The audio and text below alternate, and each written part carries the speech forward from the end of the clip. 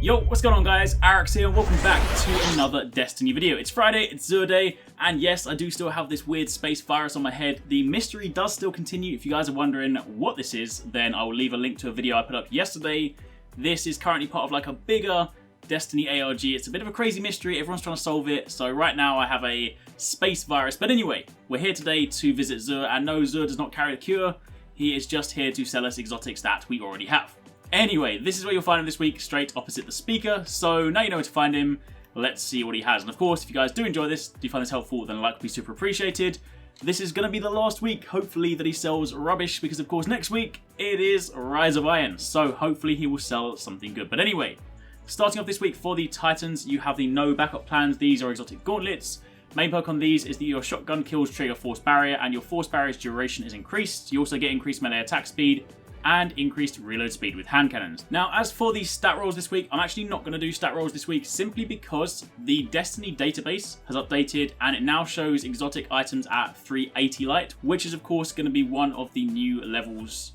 When Rise of Iron comes out, of course, it will eventually go up to 400, but that of course also means that some of the values are skewed slightly. So for things like no backup plans, it seems somewhat similar, but you look at something like Tarantella, which we're going to take a look at in a second, and it is massively off. So for the time being, for this week, just regular stock, and next week I will return when, of course, stock is more balanced out. Anyway, moving over to the Hunters, you have the ATS-8 Tarantella, an exotic chest. The main perk on this is that it reduces arc damage from minions of the darkness, and arc grenades and arc blade recharge faster. This also increases the amount of auto rifle ammo you can carry, and it reduces incoming arc burn damage. As for your Warlocks, you have the Heart of Praxic Fire.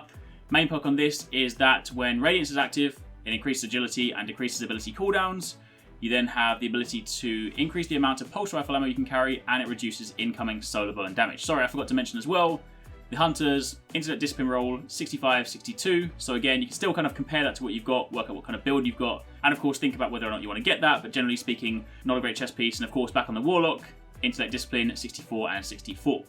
As for your exotic weapon this week, Plan C, it is a fusion rifle, arc damage. The main perks are hipfire, where the weapon has bonus accuracy whilst firing from the hip. And of course, also charge and equip times are very short immediately after weapon swap. Now, fusion rifles, while they're not used that widely, are actually pretty strong, so the kind of faster charge times will be useful in things like the Crucible, but generally speaking, I will leave it up to you to determine whether or not you want to get this. It's not a bad weapon, not by a long shot, but it's also not necessarily a fan favourite, so I wouldn't put it on the must-buy or high priority list.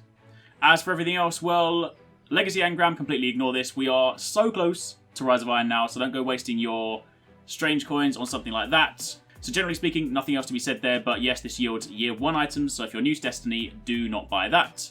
As for your curios, Plasma Drive, Emerald Coil, Heavy Ammo Synth, 3F Coins, and Glass Needles. The last two here. Heavy Ammo Synth, a good thing to buy not only for boosting faction rep, but also in preparation for the raid. You're going to want to make sure you have plenty of synths when you go up against bosses.